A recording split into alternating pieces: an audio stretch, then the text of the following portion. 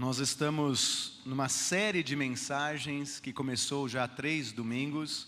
Domingo passado o pastor Celso Machado que pregou. Nós já tivemos uma pregação também do pastor Juninho, uma pregação do pastor Matias e hoje serei eu. E o tema da série é Família sob a graça de Deus. Família sob a graça de Deus. E mais especificamente o tema de hoje é a casa que honra a Deus. A casa que honra a Deus. Vamos ler, pode passar o texto bíblico base para esta manhã. Está no PowerPoint mesmo. Se quiser passar, eu agradeço. Malaquias. Então, curioso, hein? Para quem gosta daí da Bíblia, nós vamos ler os últimos versículos do Antigo Testamento. Nós vamos ler o finalzinho do finalzinho do finalzinho. O Antigo Testamento termina aqui, em Malaquias, capítulo 4, versos de 1 a 6. Malaquias era um profeta bem firme, duro. Nós vamos ler dos versos de 1 a 6. Pode passar. Diz assim a palavra do Senhor. Assim diz o Senhor dos Exércitos: o dia do julgamento se aproxima e arde como uma fornalha. Naquele dia serão queimados como palha os arrogantes e os perversos. Serão consumidos desde as raízes até os ramos. Mas para vocês que temem o meu nome, o sol da justiça se levantará, trazendo cura em suas asas. E vocês sairão e saltarão de alegria como bezerros soltos no pasto. No dia em que eu agir, vocês pisarão sobre os perversos como se eles fossem pó sob os seus pés, diz o Senhor dos Exércitos. Lembrem-se de obedecer à lei de Moisés, meu servo, a todos os decretos e estatutos que dei a todo Israel no monte Sinai. Vejam, eu lhes envio o profeta Elias antes da vinda do grande e terrível dia do Senhor. Ele fará que o coração dos pais volte para seus filhos e o coração dos filhos volte para seus pais. Do contrário, eu virei e castigarei a terra com maldição. Palavras do Senhor. Nós vamos falar sobre a casa que honra. Mas antes de falar sobre honra, e os juniores hoje ficam aqui, né? Então eu vou falar para os juniores também. Antes de falar sobre honra de marido e mulher, pai e filho, irmão com irmã, filho, neto com avô, a gente tem que começar do lugar certo. A honra primeira tem que ser a Deus. E depois que nós entendemos que a nossa vida é para a honra e glória do Senhor, aí naturalmente os nossos relacionamentos serão relacionamentos de honra. Mas para começar, eu tenho uma imagem que eu quero compartilhar com vocês no próximo slide. No ano passado, 22 de dezembro, a ponte JK, que estava sobre o rio Tocantins, ela desabou e deixou 14 pessoas mortas e 13 desaparecidas até o dia de hoje. A estrutura tinha 533 metros de extensão e foi inaugurada em 1961. Uma tragédia, mas uma tragédia anunciada. Por quê? Porque a ponte que cai, ela manda aviso. A família que cai, dá avisos. A vida do crente antes de cair, recebe avisos e alertas de Deus. E esses avisos são muitas vezes rachaduras. Pode passar. Essa daqui era a ponte quando ela caiu. E aí pode passar mais 2 vezes. Olha alguns ditos que aconteceram. 1. Cabos de aço que sustentavam os vãos estavam expostos e enferrujados. Havia também muitas rachaduras. O peso do tráfego que você tem sobre a ponte foi aumentado. Ela era projetada para 45 toneladas. E hoje tem carreta que trafega pela essa ponte com 72 toneladas, 80 toneladas. Em 1998 foi feito um reforço por conta dessa necessidade de manutenção periódica. 98. Pode passar mais um. Essa foto foi uma foto na véspera, pelo Google Earth, aquele sistema. Olha as rachaduras na ponte. As cenas da queda da ponte federal de uma BR de tamanha importância espantam, mas não surpreendem quem mora na região. A estrutura que colapsou fica entre as cidades de Aguiarnópolis, no Tocantins, e Estreito, no Maranhão. Tem uma deformação que começa a crescer, sobretudo no meio do vão, onde é o ponto mais crítico de deformação, e a ausência dos planos de manutenção e de correção dos elementos estruturais. Ontem caiu uma ponte, vocês viram? Caiu uma ponte ontem? E um cidadão que era um juiz aposentado, estava fazendo um vídeo para denunciar as rachaduras, os sinais, e quando ele estava fazendo esse vídeo, a ponte caiu. E eu acho que ele está em estado crítico, esse cidadão, e mais algumas pessoas. Ontem caiu. Eu não sou como o Gil Blin, ou a família de Gil Blin, que são aí de engenheiros, mas a ponte ela avisa que ela vai cair, né? A ponte ela avisa. O que isso tem a ver com o texto de hoje? Pode passar, Juca. Hoje nós vamos falar do profeta Malaquias. Malaquias também significa, no hebraico, mensageiro de Deus ou anjo de Deus, tá? Ele profetizou no início. Essa imagem não é ele, tá? É uma tentativa de tentar perceber quem seria ele. Ele profetizou no início do século V a.C., durante os dias de Neemias. E Malaquias, assim como os profetas, são pessoas que denunciam, são pessoas que profetizam. Mas eles denunciam não porque eles são maus, mas porque Deus ama, porque Deus avisa, porque Deus nos mostra o caminho. Juniores que estão aqui, preste atenção, Deus avisa quando a massa vai desandar.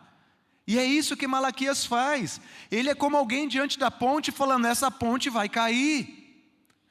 Essa ponte vai cair. Ele profetizou durante o exílio, depois do exílio, de um povo que já estava de volta à terra prometida. O muro ao redor de Jerusalém já tinha sido reconstruído, o templo também, mas o temor a Deus não tinha sido reconstruído ainda. Anos na Babilônia esfriou o coração daquele povo. 70 anos na Babilônia fez com que aquela geração se esquecesse do dia do juízo, se esquecesse dos preceitos do Senhor, se esquecesse de quem é Deus e quem são eles.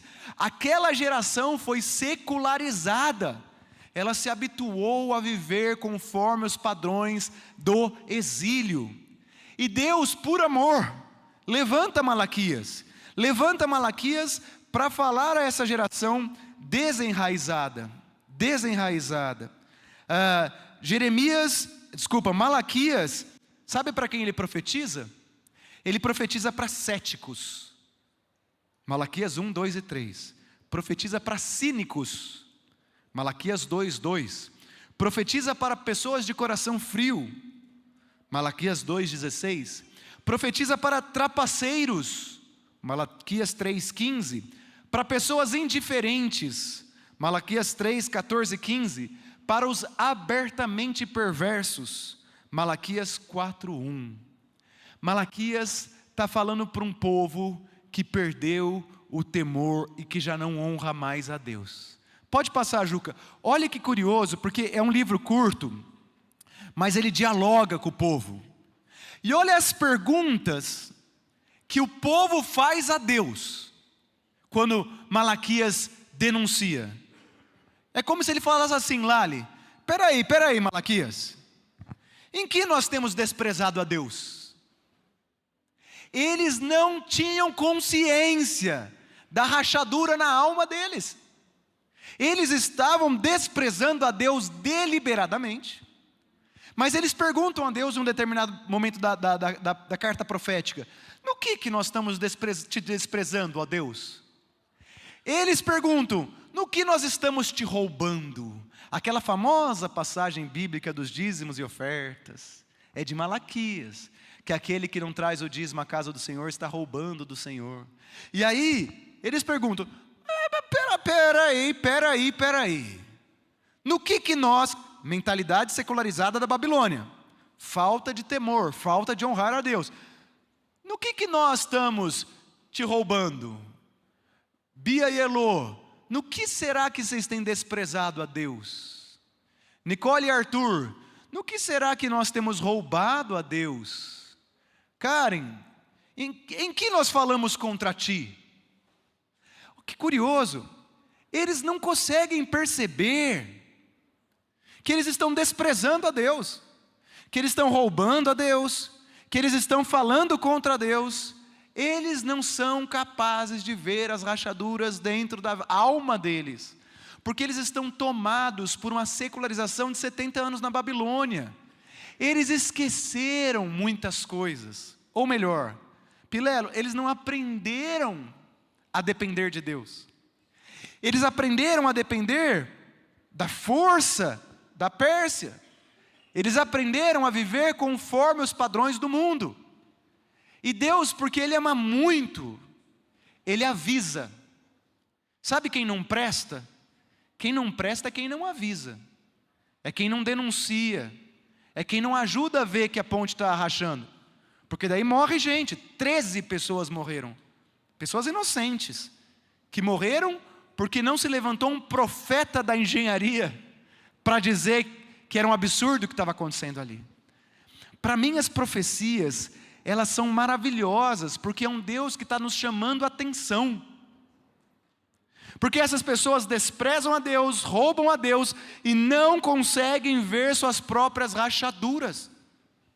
E aí o profeta se levanta. E aí o profeta aponta. E o que ele faz? Pode passar, Juca? Ele vai dizer o seguinte no verso 1. Hoje é bem bíblico, tá? Bem verso por verso. O dia do julgamento se aproxima e arde como uma fornalha. Naquele dia serão queimados como palha os arrogantes e os perversos. Serão consumidos desde das raízes até os ramos. Olha a fornalha como era. Essa é uma fornalha, uma foto da fornalha daquela época, da antiguidade. A fornalha, ela é curiosa, Bernardo.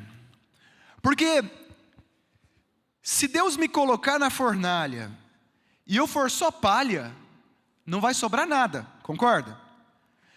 Mas pensa no ouro. Você tem uma aliança, né? Uma aliança. Quando você coloca ela no fogo, as impurezas vão embora, mas a essência, que é o ouro, permanece. Então a fornalha, para quem teme a Deus, não há o que temer, porque na hora que sair de nós tudo que não presta, tudo que é pecado, tudo que é falha, ainda vai sobrar algo que é ouro precioso, que é o fato de nós sermos amados por Deus. Entendeu, Catarina? Agora, se não tem nada em mim que presta, pode passar aqui, Juca, vai ser a palha. Não vai sobrar nada. Vou repetir. Coloca um ouro na fornalha. Vai sobrar alguma coisa? Vai. O ouro derretido. Coloca a palha na fornalha. Vai sobrar alguma coisa? Não vai. Porque não tem nada de valor nela. O dia do juízo, que é tão assustador para muitos, não deveria ser, porque ele é como uma purificação. Lembra de Sadraque, Mesaque e Abednego na fornalha? Que Jesus entrou com eles e eles foram preservados na fornalha? Quem deve temer a fornalha é quem não tem nada em si.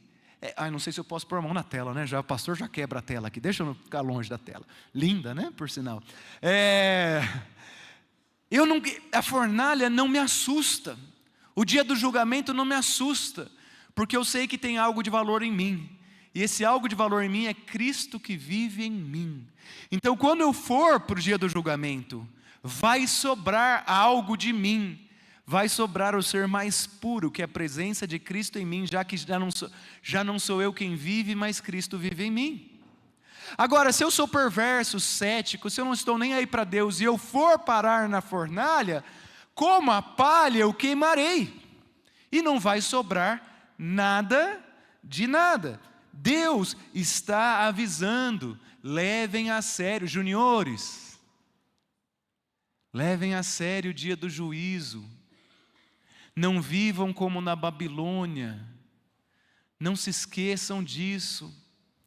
Sabe que na época de Jesus, o cidadão comum, eu sempre falo isso, vivia até 35 anos, só a aristocracia chegava nos 60. Então, era mais fácil estar ciente que o dia do juízo estava chegando, porque você vivia menos. Eu já tenho 40, eu já passei do que é a expectativa de vida. Meu professor lá no Canadá, o Harry Meyer, ele fala que a expectativa era 30 anos. Pô, se você vai viver 30 anos, é óbvio que vai passar voando, e você vai mal chegar na idade adulta, você já vai saber que o seu futuro está logo ali. Mas hoje a bioética vai falar um pouco sobre isso. Como a gente vive até os 100, a gente não se preocupa tanto com o pós-vida, porque a sensação que a gente tem é que a vida é longa, e que ainda tem muito para se viver.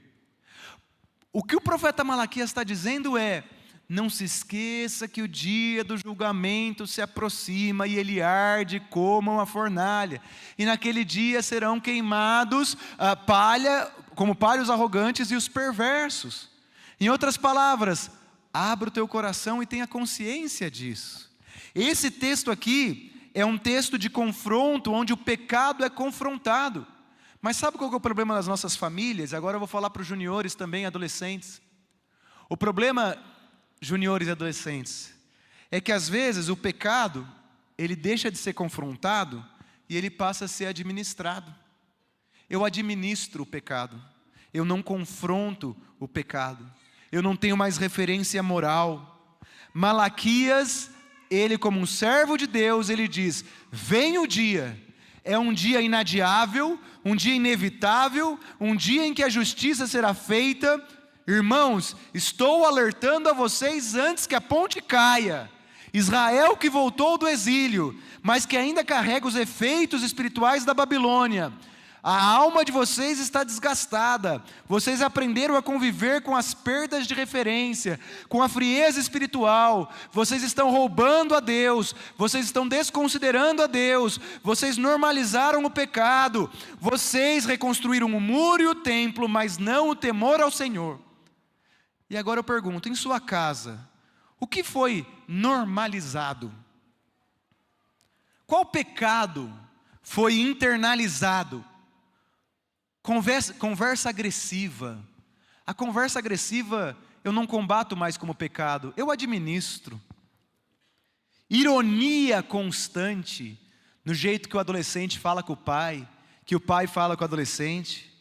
Vício escondido, que você administra. Você apaga os cookies, para que ninguém saiba o que você fica navegando na internet.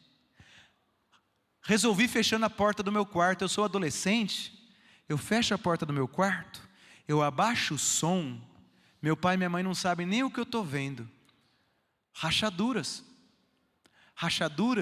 de uma família que em cada componente não está honrando a Deus. Conteúdo que eu consumo sem filtro nenhum. Eu consumo o que eu quiser, no Instagram, no TikTok, no CapCut, não sei mais os nomes, né? Adolescentes, o que vocês consomem no celular que seus pais não sabem, mas você sabe, mas seu pai não sabe? Cuidado com as rachaduras.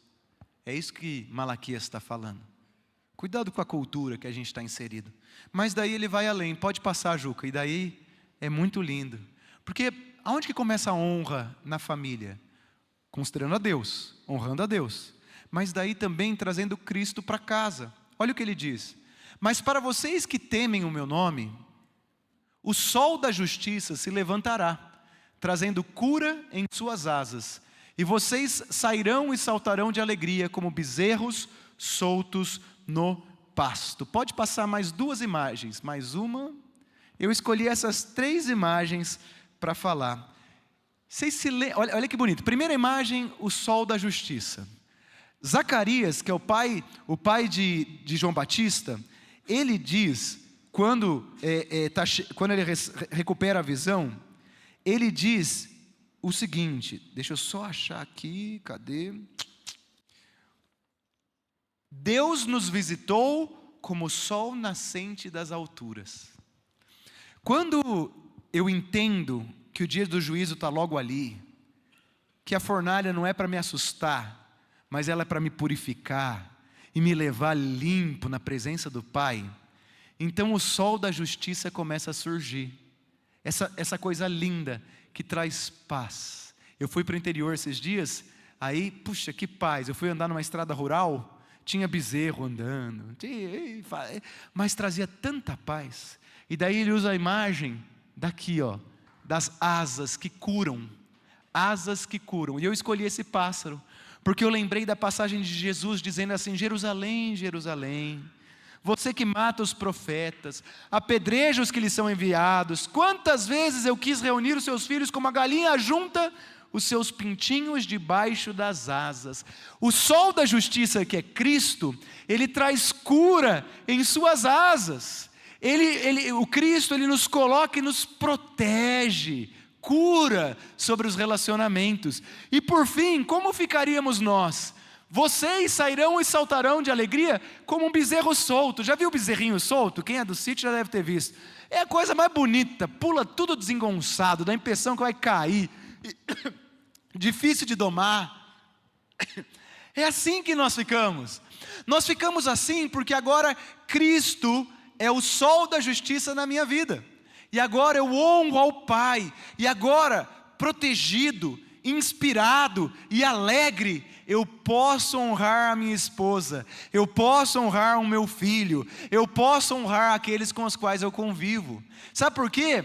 Porque, Rebequinha, agora eu estou seguro nos braços do Pai. Mas a grande questão, Manu, é que o mundo que você está vai te dizer que você não precisa de Deus, vai te dizer que Deus é só para domingo, vai dizer que a gente não precisa ler a Bíblia como deveria. Ele vai nos ludibriando. E aí a gente parece como esses de Malaquias, céticos, deliberadamente perversos, egocêntricos, ególatras, e a gente se perde. E aí vem o terceiro. Só antes de ir para o terceiro ponto, eu estudando esse texto, me veio à mente aquela história do Césio 137. Vocês lembram a história do Césio 137 em Goiânia? O Césio 137 era uma substância tão linda, ela brilhava, chamava atenção, parecia tão inofensiva, mas ela causava a morte. E foi porque ela tinha uma aparência enganosa que ela foi tão perigosa e matou pessoas. Queridos, você tem tido Cristo no centro do seu lar? E aqui é firme para apontar a rachadura, tá? Vocês viram que saiu antes de ontem o Ministério da Saúde da Suécia? Vocês viram o que ele falou? Presbítero Luiz, Ministério da Saúde da Suécia decretou como orientação que quando os pais estiverem junto com os filhos, que eles não façam uso do celular. Porque até aqui, a gente fala muito de não ficar usando o celular para as crianças não ficarem usando. Mas daí, eu falo assim: não, Estevão, Matias, não é para usar o celular, hein? Não fica usando o celular, por favor. E eu estou olhando para o celular. Agora, o Ministério da Saúde da Suécia está dizendo: olha, pais, quando você estiver na presença dos seus filhos, não use o celular. E eles dizem mais, que toda casa tenha um ambiente que é sem tela. Não pode ter tablet, celular, não pode ter televisão. É um cômodo, um quarto, onde naquele lugar põe uma plaquinha assim: não pode ter tela. Por que eu estou citando isso como exemplo? Porque a cultura em que nós vivemos, ela nos leva a desonrar a Deus, nos ocupando com muitas coisas, queridos. Nessa manhã, eu quero que juniores, adolescentes, pais, pensem se nós temos honrado a Deus com as nossas atitudes, ou se nós estamos sendo levados pelo tempo e pela Babilônia em que nós vivemos. Pense se Cristo tem sido o nosso sol da justiça, porque o profeta Malaquias sofreu para proclamar uma verdade dura, de que o dia do Senhor está chegando, e nós devemos honrar a esta verdade. Queridos, o sol da justiça traz cura em suas asas. Ele cura traumas geracionais. Ele cura padrões de dureza. Ele cura ausências. Ele cura negligências. Cristo cura culpa, cura o pecado. E sabe, uma casa que honra a Deus, ela não é perfeita, mas é uma casa que se deixa curar por Cristo Jesus. É um lar em que pedir perdão não é vergonha, mas é padrão. Em que confissão não é humilhação, mas é caminho de cura. O profeta Malaquias está despertando os nossos olhos para isso. Agora nós vamos para o terceiro e último ponto. O terceiro e último ponto, aí sim, ele vai falar, bem no finalzinho do Antigo Testamento, das relações horizontais. Lembre-se de obedecer à lei de Moisés, meu servo.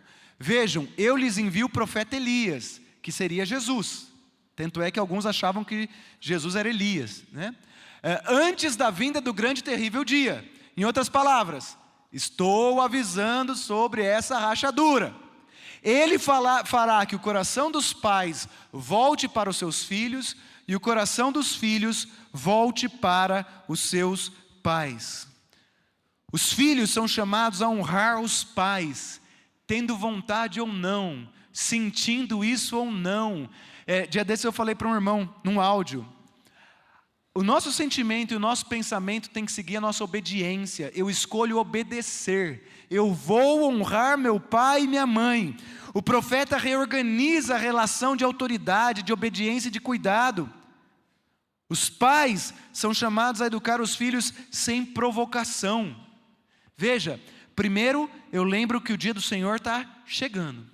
Depois eu vejo o sol da justiça na minha casa.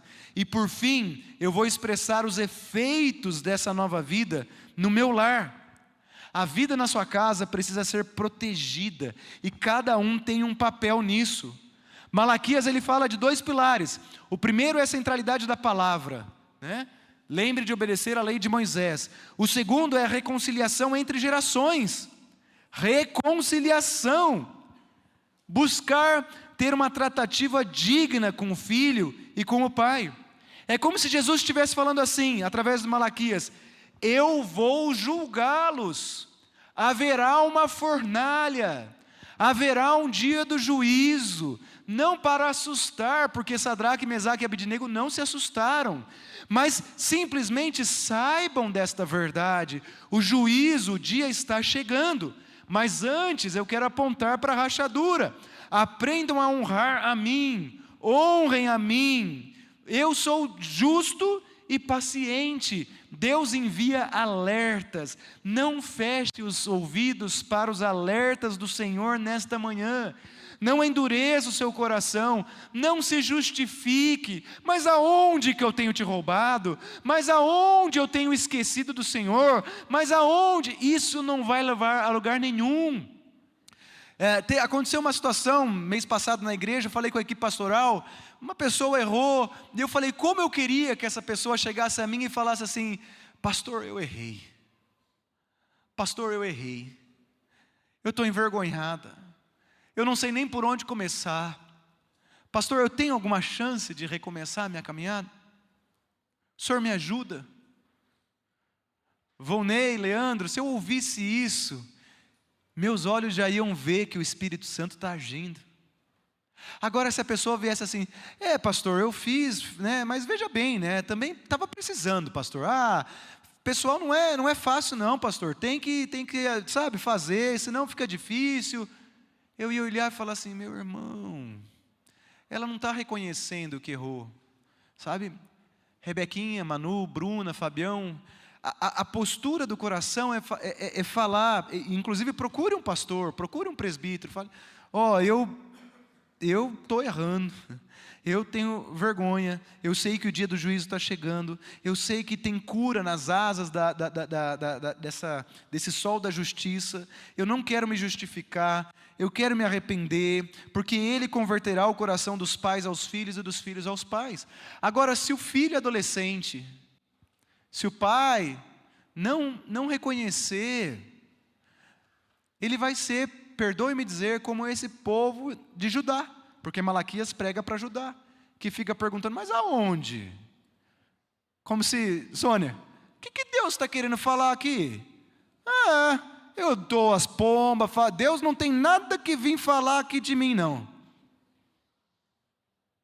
Aonde que eu estou sendo perverso? Venho no culto todo domingo, não falo um palavrão. Quando eu vou assistir o jogo do time que eu gosto ainda, nem fico escutando as coisas, os palavrões, as feiuras. O que Deus está achando que vai vir falar para mim? Esse povo que assim age, está cego, cara. Está cego, irmão. Ele tá num ponto cego, e ele é só palha. Ele é só palha. A gente tem algo precioso em nós, quando Cristo vive em nós, e nós reconhecemos que precisamos dele. Eu estou indo para o final, prometo. Eu creio em pais cujo coração volta aos filhos com presença, escuta e discipulado.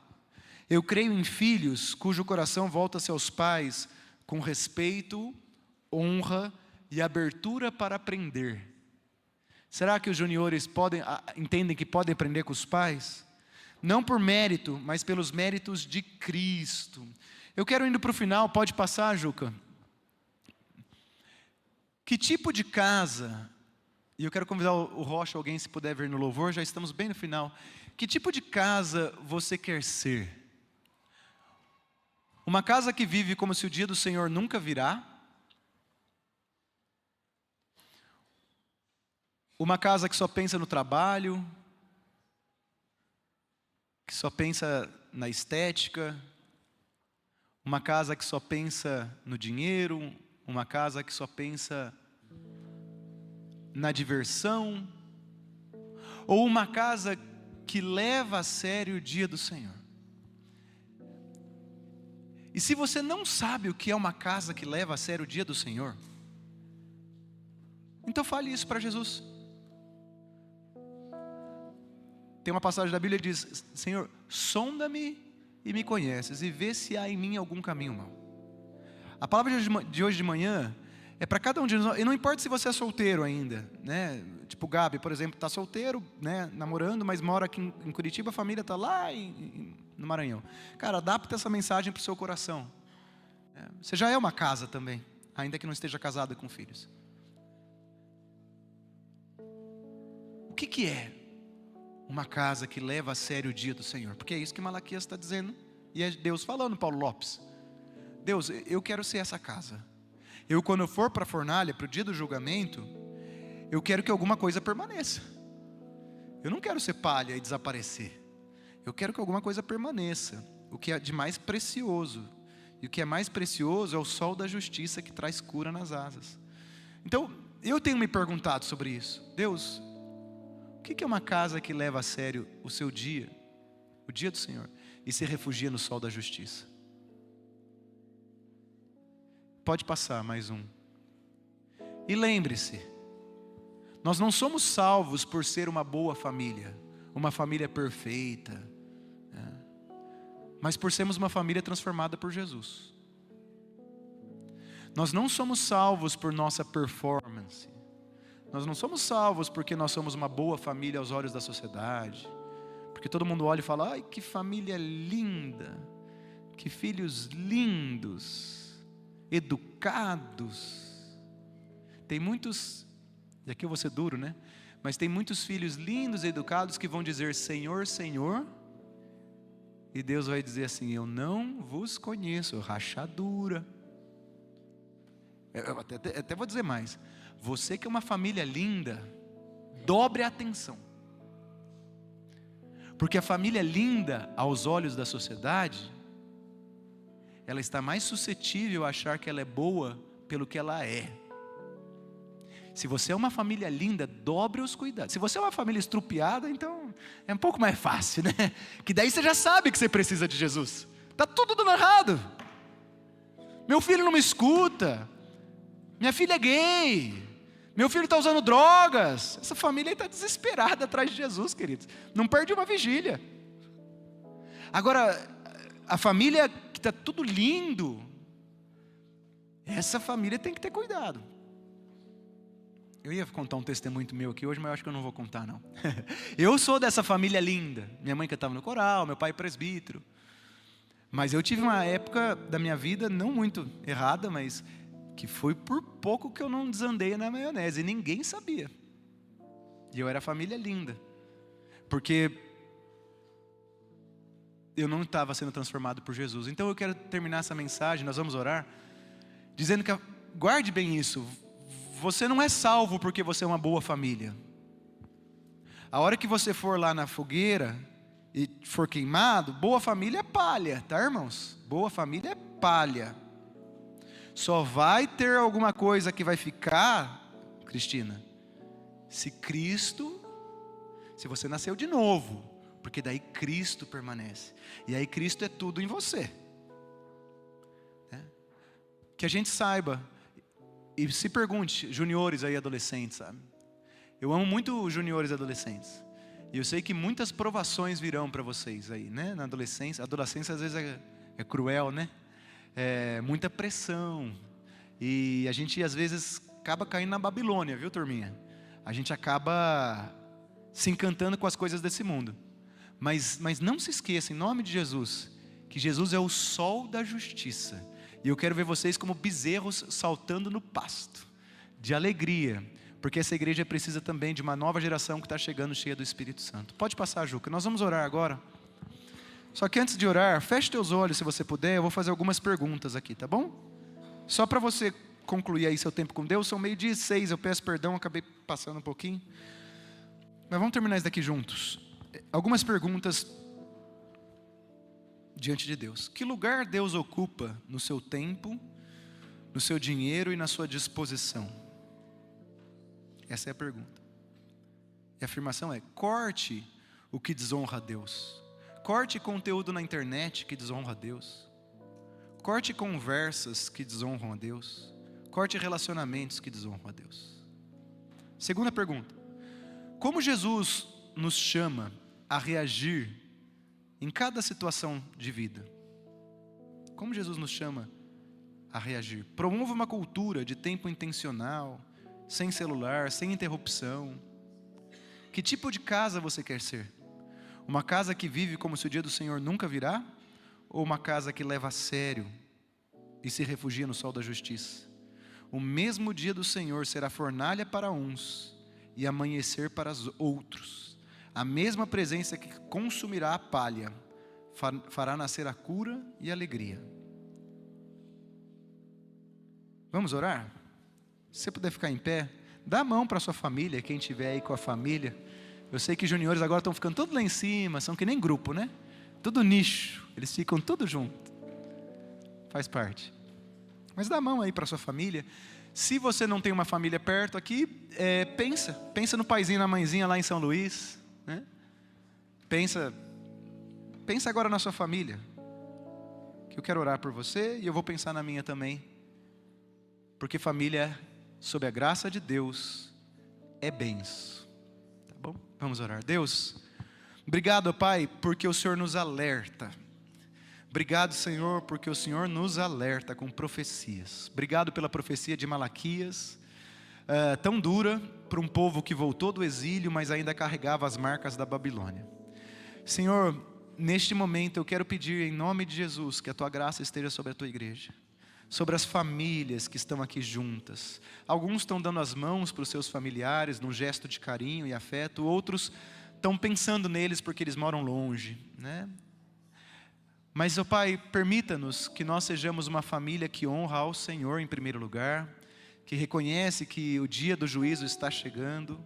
Uma família, ó Pai, nossos netos, netas, Pai, preserva, Senhor, guarda eles, protege-os, ó Pai. Permita que sejamos uma família em que o sol da justiça se levanta, trazendo nas suas asas a cura, e que nós sejamos uma família de rebanhos, de bezerros novos que saltam nos pastos de alegria.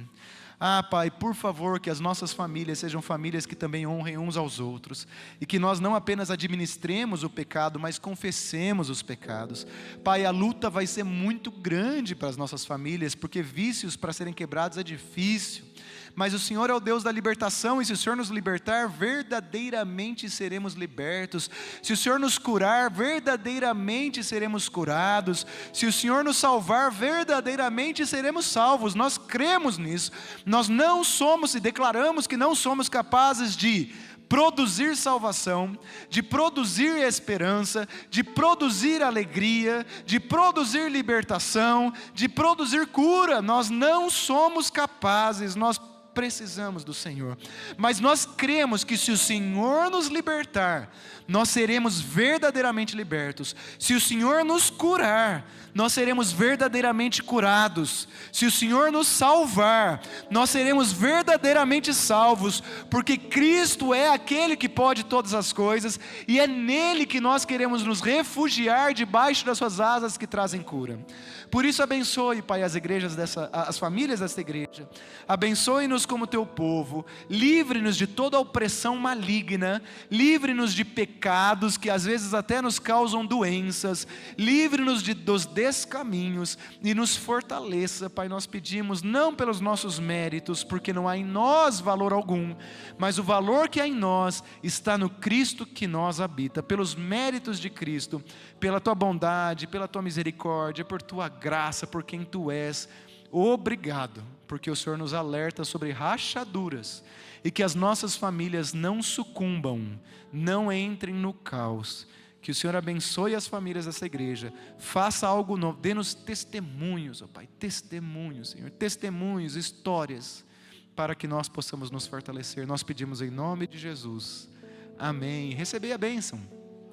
Que a bênção do Senhor Deus Pai, Deus Filho e Deus Espírito Santo esteja com você e com a tua família.